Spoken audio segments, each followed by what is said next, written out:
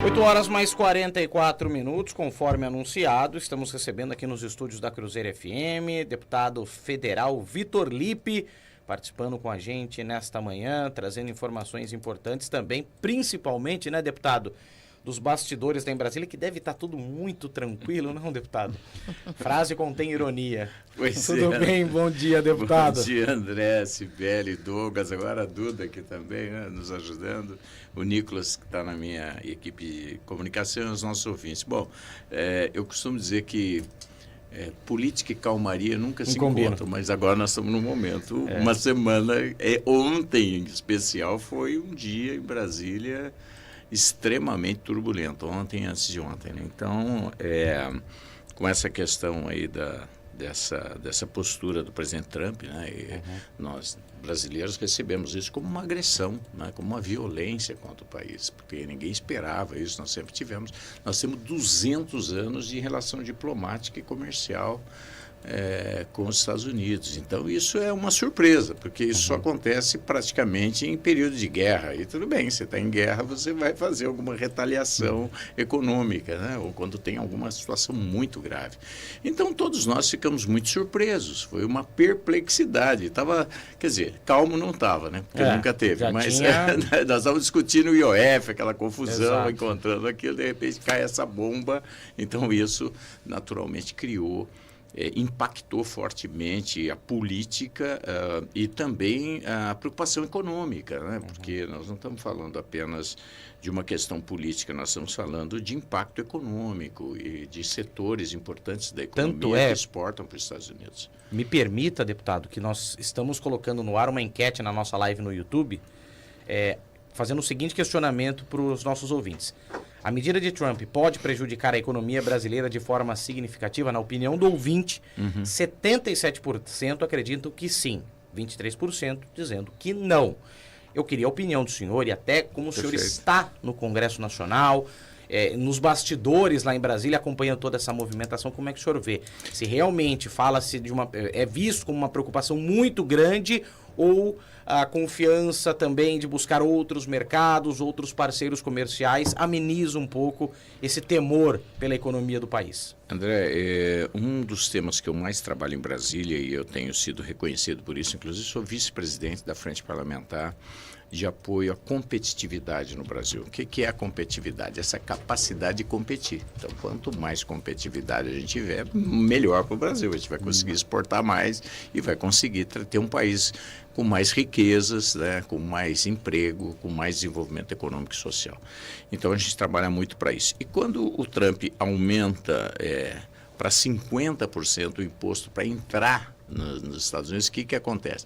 Os produtos brasileiros perdem competitividade lá. A gente não consegue vender porque vai ficar muito mais caro do que é hoje. Então, um produto lá que chega a 1 vai chegar a 1,50. Isso é muito diferente. Conclusão, a gente vai perder competitividade para outros países que vendem para os Estados Unidos. O que significa que também muitos produtos que eles importam do Brasil vai ser melhor eles comprarem do que eles produzem lá mesmo, porque vai ficar mais caro os produtos brasileiros para chegar lá. E isso significa um desequilíbrio muito grande. Quando você fala alguma coisa de 1, 2, 3%, ainda é administrável. Nesse nível, é impossível. Então, primeiro, vamos torcer para que isso não aconteça. Porque o presidente Trump tem anunciado muitas coisas por aí, depois ele volta atrás. Então, tomara que ele volte atrás, porque se ele mantiver esses 50%, sim, nós teremos sim consequências, e em especial em diversos setores da economia, não são todos, lógico. Quem vende bolacha e não vende bolacha para os Estados Unidos não vai dar problema nenhum. Mas, por exemplo, a Embraer, que grande parte dos produtos dela vão para os Estados Unidos, até porque, Douglas, ela tem fábricas de avião nos Estados Unidos, a Embraer. Então, ela produz as peças aqui e leva para lá. E aí não vai conseguir montar avião lá, porque vai ficar tão caro esse avião para levar as peças. Setores, por exemplo, a WEG.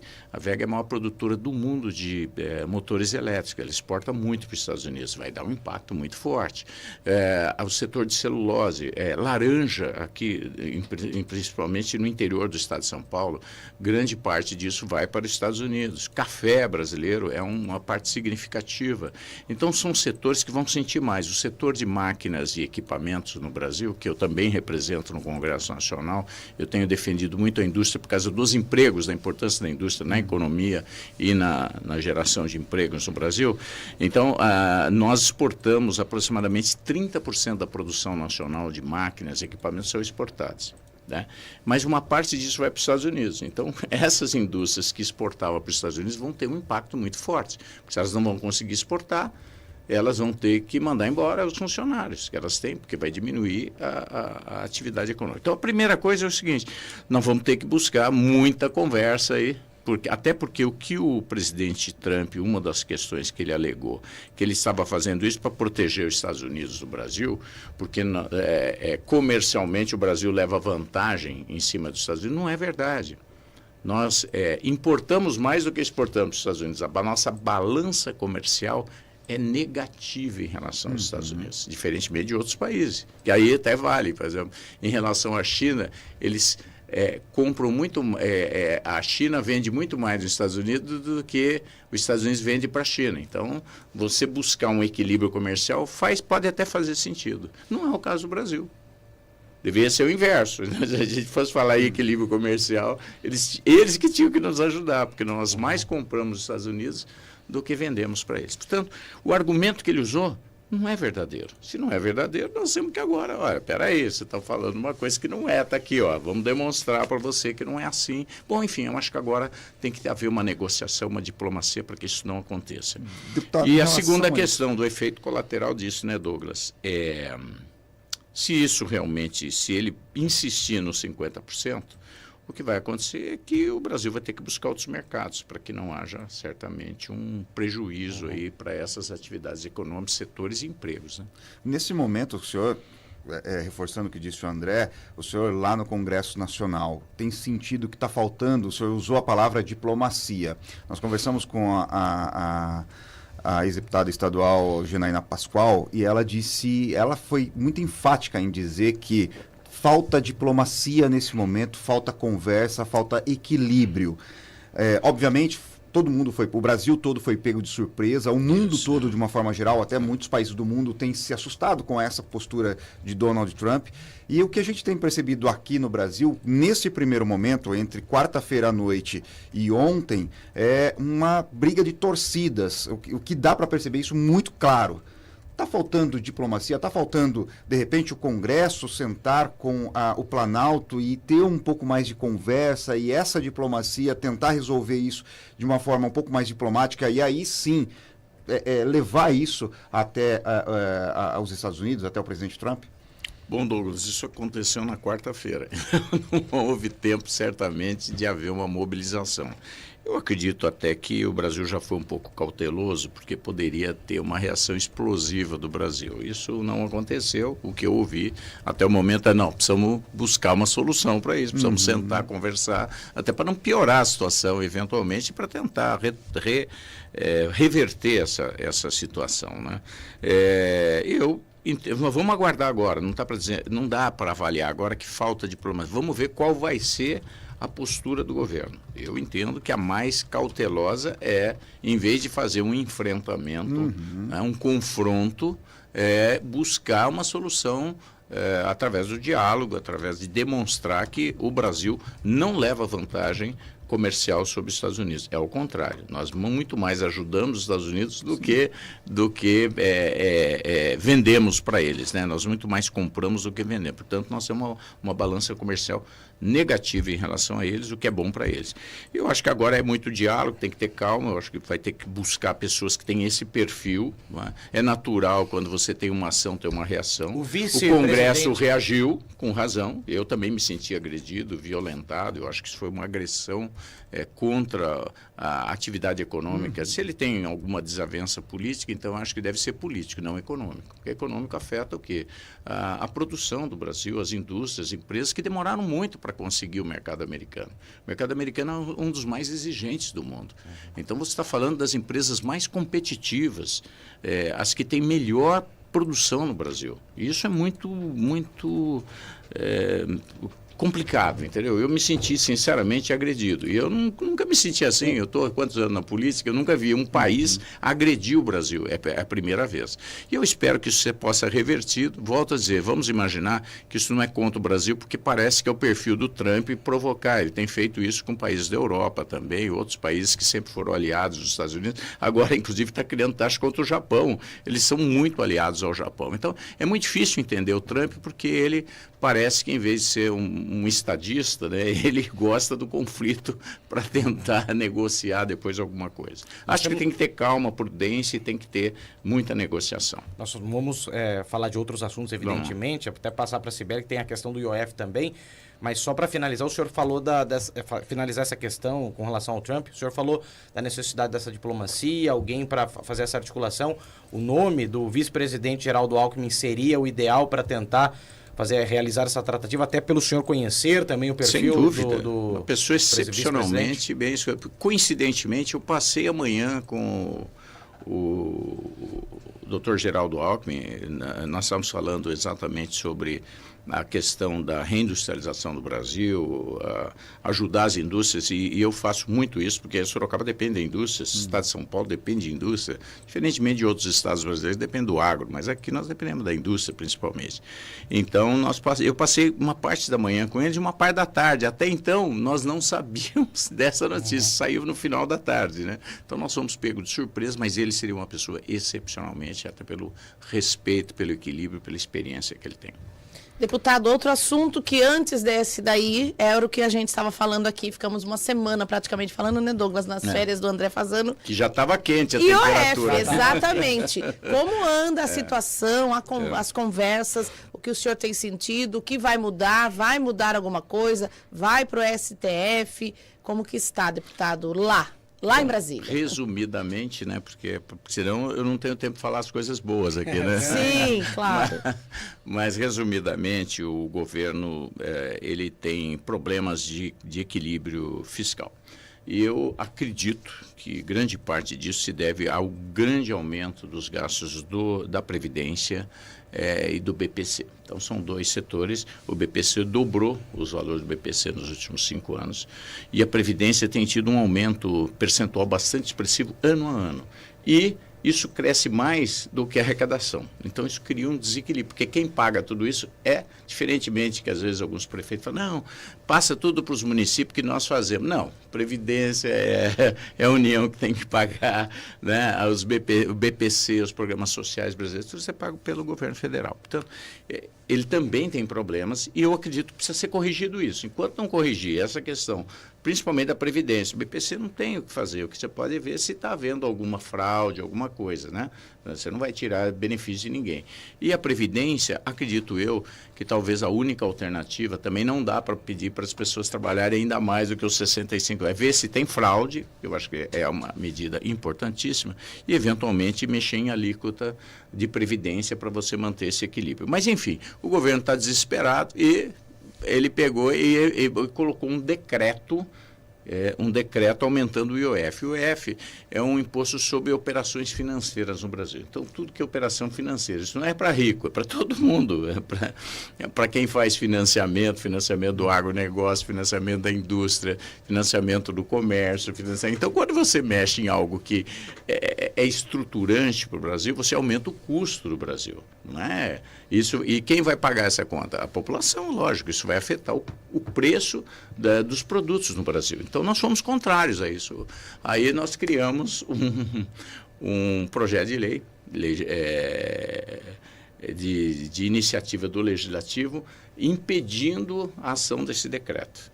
E aí o governo judicializou. Ele falou, não, mas esse decreto, pela Constituição, cabe ao governo definir o IOF. Porque ele é uma taxa, ele não é bem um imposto. Bom, imposto e taxa para a população é a mesma coisa, exato, né? Mas, enfim, então isso foi para o STF. O STF, acredito eu, que o STF naquele momento falou, bom, se eu decidir isso aqui de um jeito, vai dar um problema gravíssimo. Se eu decidir de outro jeito, vai dar um problema gravíssimo. Vamos sentar para conversar? Eu entendo que foi isso que foi se vocês conseguissem entender, é melhor a gente buscar uma harmonia para se buscar alguma coisa, alguma solução. A tal da conciliação marcada para o dia 15. Exatamente. E é isso que agora está sendo discutido no parlamento. O que nós vamos levar, o que o parlamento vai levar para tentar equilibrar? Bom, nós não queremos o IOF, porque a gente sabe que o efeito colateral do IOF é ruim, que vai aumentar preço de produto e vai dificultar mais para as empresas que geram emprego no Brasil. Por outro lado, a gente está tendo que buscar novas soluções. Então, é isso que está sendo discutido nesse momento. Eu acho que é uma questão de responsabilidade. Você pode falar, isso aqui não é a solução. Tá bom, mas qual que é, então? Então, é isso que está sendo buscado nesse momento. E eu entendo que isso é necessário. Eu acho que isso é democracia. Democracia é isso. Lógico, você tem independência de poder, mas tem que buscar uma harmonia, porque ninguém quer apostar no pior, né? E o desequilíbrio fiscal é o pior, porque isso aumenta depois a taxa Selic, que aumenta o preço das coisas e assim sucessivamente pode aumentar a inflação.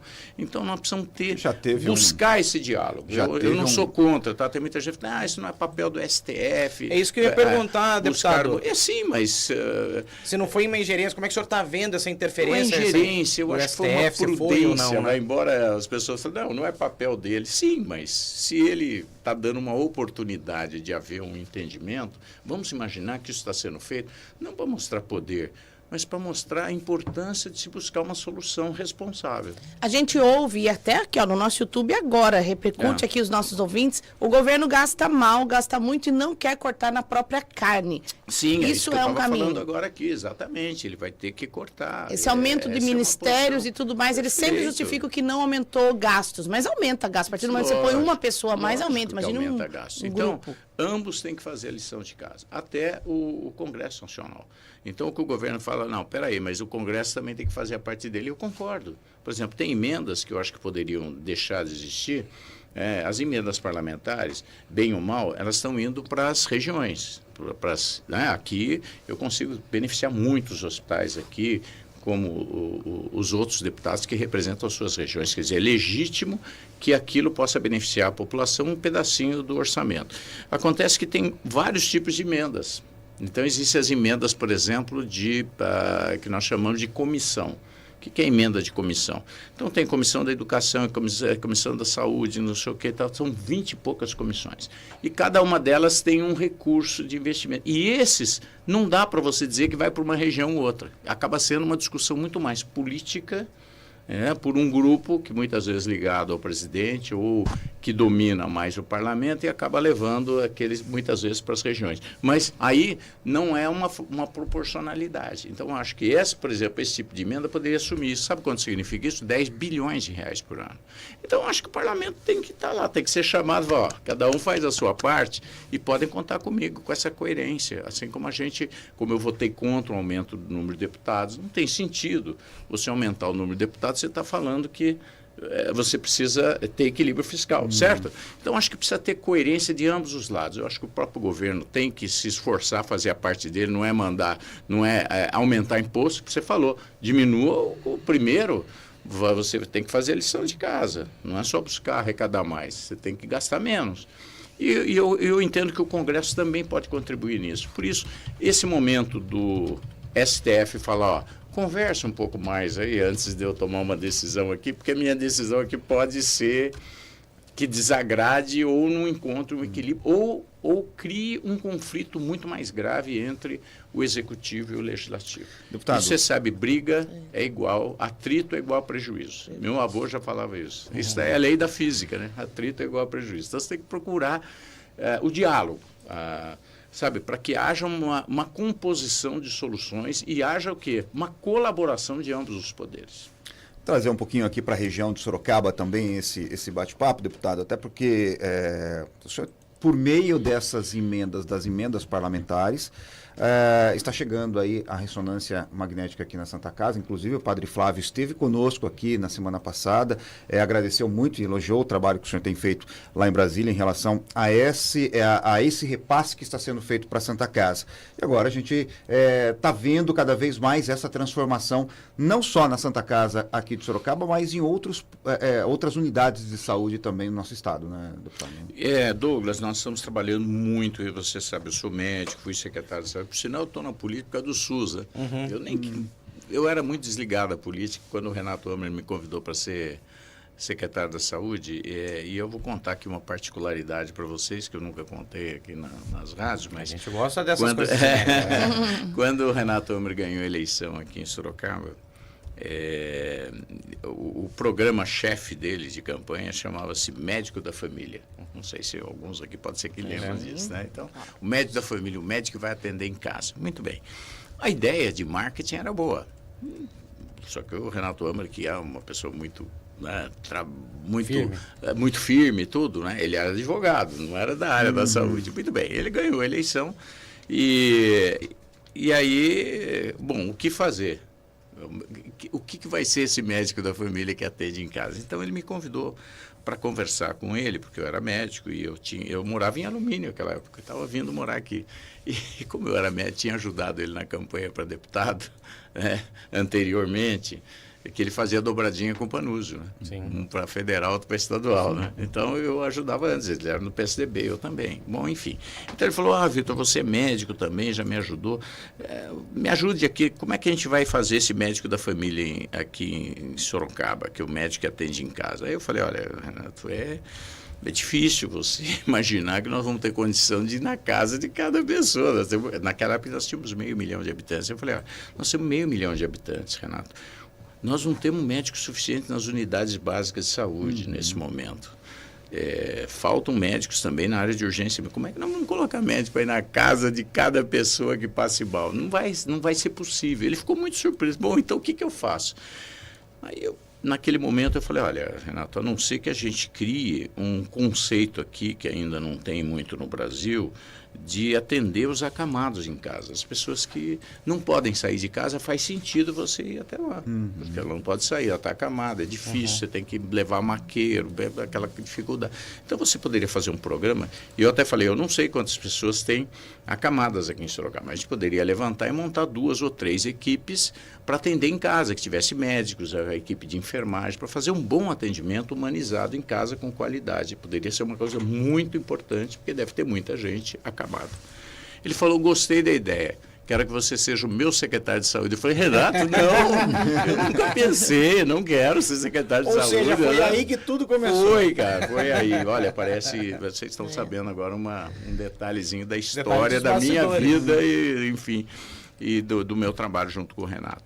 E aí eu fiquei meio com vergonha de falar não, né? Porque eu estava construindo um consultório aqui com a minha esposa, que é médica, né? A Sibeli conhece, a Denise. E, enfim, o meu sonho naquele momento era ter meu consultório, né? Tinha trabalhado anos para aquela finalidade. E aí o Renato insistiu, falou, não, mas você tem que vir trabalhar comigo, me ajude aqui e tal, que eu tenho certeza que você pode ajudar. E política, você sabe, tem um papo bom, né? E, elogiou e tal. Eu cheguei em casa, contei para a Denise, falei, Denise, aconteceu isso e tal, né? O Renato me convidou, fiquei muito surpreso, eu não esperava isso, eu dei uma ideia lá para ele achou boa. E aí ela falou assim, não, Vitor, realmente é chato falar não, porque, enfim, ele está te dando uma oportunidade de você ajudar a população que precisa. Fica lá um pouco, pelo menos você fala que você ajudou. Conclusão. Eu me apaixonei pelo SUS, pela saúde pública, nunca mais voltei para o consultório, né? No primeiro ano ainda eu ia só das terças de manhã, depois passei a me dedicar integralmente para a saúde pública aqui e hoje Sorocaba. Está aqui falando como deputado Fui federal. um grande defensor do SUS, etc. E exatamente. Então, a minha escolha na política foi pela saúde, porque eu sempre tive o conceito, Douglas, de que, viu, Sibeli, de que o lugar onde a gente, vamos dizer assim, passa os momentos mais difíceis das nossas vidas é dentro dos hospitais. Ou quando a gente está internado, ou quando alguém que a gente ama está internado. Então, os hospitais são locais muito importantes. A gente depende deles para viver, né, nos momentos difíceis da vida. E foi por isso, então, que agora eu, como deputado federal, isso foi o começo da minha vida, fiquei 8 anos lá, foi uma fase muito boa, depois dei continuidade ao trabalho do Renato, eu já conhecia bem a prefeitura, isso me ajudou muito a fazer uma gestão com bons resultados, essa experiência, essa continuidade administrativa foi muito boa para Sorocaba. E agora, como deputado federal, eu sou o deputado federal que mais ajuda os hospitais. E não poderia ser diferente, né? Porque esse é o meu desejo do emprego e do hospital. Eu falo assim, se a gente tiver hospital de qualidade e tiver emprego para o jovem, para as mulheres, para as famílias, nós vamos ter uma sociedade né, com mais qualidade de vida. Muito bem, então eu estou ajudando através das emendas parlamentares, também a ajuda do próprio Geraldo Alckmin, que é nosso amigo, nós conseguimos grandes benefícios esse ano. Eu estou muito feliz esse ano em especial, a gente já vinha conseguindo muitas coisas, mas esse ano foi excepcionalmente bom. Nós conseguimos uma ressonância magnética para a Santa Casa, e o Padre Flávio tem sido um excelente gestor, um grande amigo. Nós estamos fazendo vários projetos juntos. O ano que vem tem mais novidade, mas não vou contar ainda. Opa, mas ainda não, mas vai chegar. Aguça a curiosidade. Mas agora, nesse momento, é esse grande centro diagnóstico que isso vai possibilitar fazer novos crescimentos da Santa Casa. E a Santa Casa vai passar, então, a ter ressonância magnética. Mas não é só ressonância magnética. Nós conseguimos, isso eu consegui junto com o governo federal, mas nós conseguimos junto ao governador Tarcísio, recursos para que tenha um equipamento de hemodinâmica para a Santa Casa fazer cirurgia cardíaca. Então, isso vai ser também maravilhoso, porque além da área de oncologia, que hoje passou a ser uma especialidade da Santa Casa, né? Nós teremos também as cirurgias cardíacas, o que vai reduzir as filas, vai possibilitar que a gente tenha um atendimento mais rápido, mais eficiente para as pessoas que precisam fazer.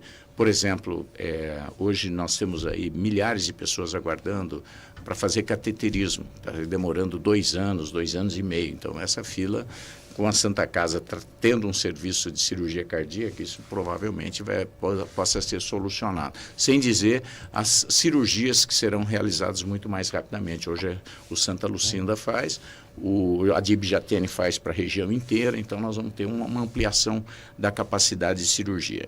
E lá no conjunto hospitalar também nós conseguimos um equipamento de ressonância magnética. Tudo isso que eu estou falando, ele deve acontecer até o final do ano, para não dizer, já está implantado. Não, não está, mas já foi anunciado pelo governador, em relação à ressonância, já está sendo instalada na Santa Casa, né? Não foi ainda inaugurada, mas está em fase de instalação. Então, estou muito feliz porque sei que isso vai salvar muitas vidas, vai acelerar o diagnóstico, vai fazer com que as pessoas mais rapidamente possam, inclusive, ter alta, fazer as cirurgias, porque muitas vezes você depende do equipamento de ressonância para tomar uma decisão. O médico vai falar, eu não posso fazer o tratamento oncológico, eu não posso definir a cirurgia, ou não posso definir a neurocirurgia sem essa ressonância. E quando o hospital não tem, ele entra numa fila para fazer. Então, tudo isso demora, às vezes. A informação que eu tenho é que o conjunto hospitalar chega a demorar 20, 25 dias o paciente internado para conseguir fazer a ressonância. Então, se eles tiverem o equipamento lá, nós vamos fazer um tratamento muito mais rápido, muito mais eficiente, as cirurgias vão ser feitas mais rapidamente e os pacientes vão ter uma alta mais rapidamente. Então, o hospital como um todo funciona melhor quando você tem um bom centro diagnóstico. Então, estou muito feliz com esses avanços aí, e agradecer muito essas parcerias. O Padre Flávio tem sido um grande parceiro, o conjunto hospitalar tem sido grandes parceiros. No conjunto também, Douglas, nós estamos com recursos agora para ampliar em 50% o pronto-socorro. E o pronto-socorro, você que já fez muito... trabalha, inclusive, dando informação sobre o trânsito, sobre acidentes na cidade, todos os acidentados de Sorocaba e região, todos, queimados, acidentes domésticos, acidentes de trânsito, acidente nas estradas, acidente de trabalho, todos vão para o conjunto hospitalar, para o pronto-socorro do conjunto. É o maior e mais importante hospital da região. Acontece que o pronto-socorro tem muitos anos.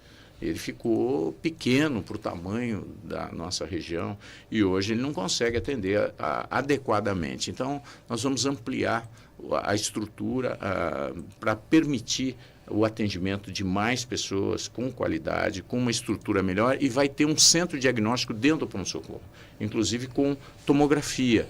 Isso vai significar o seguinte, você não vai precisar depender do tomógrafo do hospital que fica no outro andar, dificuldade de levar o paciente grave, às vezes em condições difíceis.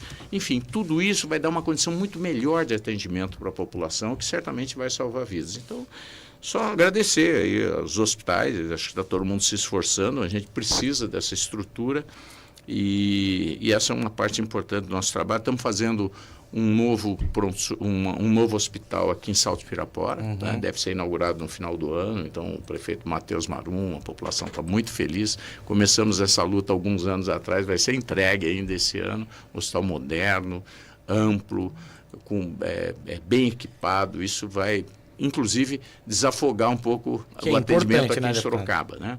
Então, nós vamos substituir a atual Santa Casa lá. Aqui, no Hospital de Votorantim, nós temos ajudado no mutirão de cirurgias. Conseguimos montar lá UTI, né? Há 3, 4 anos atrás. Enfim, a gente está ajudando muito os hospitais da região, o Hospital de São Roque, a Santa Casa de São Roque, da Casa de Tatuí. Agora estamos comprando equipamentos para fazer cirurgia neurológica lá, né? Que também é muito importante. A gente tem equipado várias UTIs da região. A gente faz um trabalho muito estruturado. Eu ajudo 20 hospitais da região, de Itararé, Capão Bonito e assim por diante, até aqui São Roque, a nossa região aí, que vai aqui de próximo aqui de São Paulo até na divisa com o Paraná. Então, eu gosto muito do que eu faço. Muita gente fala, para que o deputado serve? Serve para isso, para a gente poder ajudar a região, ajudar a Sorocaba, estruturar a saúde. E hoje eu vou passar o dia todo lá em Votorantim. Vou conhecer, visitar várias unidades de base de saúde, que nós estamos fazendo um programa para fazer as reformas das unidades básicas. Então, nós vamos definir quais são aquelas que mais estão precisando de reforma. Então, queria deixar meu abraço aqui para a população de Votorantim, lá para o prefeito Weber, Prefeito, que vai nos o deputado acompanhar. chegando.